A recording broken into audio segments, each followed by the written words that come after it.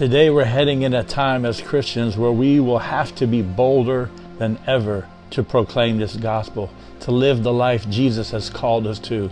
In the Old Testament, we have the example of Shadrach, Meshach, and Abednego in dealing with Nebuchadnezzar.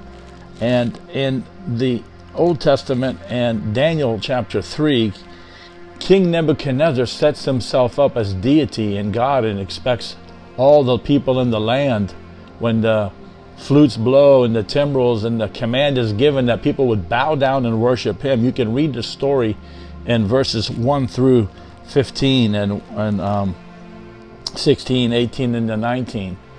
But here, Shadrach, Meshach, and Abednego in verse 5 are basically asked, but whoever does not fall down and worship will immediately be thrown into the burning, blazing fire.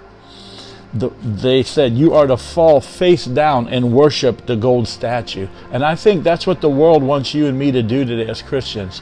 Stick your face in the ground and be quiet. This is not a time for us to stick our face in the ground and be quiet. This is a time to be bolder and proclaim more than ever, to see the captive set free, to see those that have been entangled by the devil. Verse 12 says that they ignored the king's command. And in verse 13, the king was filled with rage. They will be extremely filled with rage at you, Christian, when you don't cooperate and do the things that they want you to do, when you don't stick your face in the ground and in the sand and be quiet, when you continue to rise up in the power and the authority of Jesus and say, no, we will not bow, King, and our God will deliver us. And even if he doesn't, we still won't worship you and do it your way in the world's methodology. It says in Acts 5:29 in the New Testament that we should obey God rather than men when their lives were being threatened. It says there that they have defeated in Revelation 12. They defeated him by the blood of the Lamb and by their testimony. And what was that? They did not love their lives so much as they were afraid to die. Dying was not what they feared. They feared compromising and denying the one who bought them with his blood.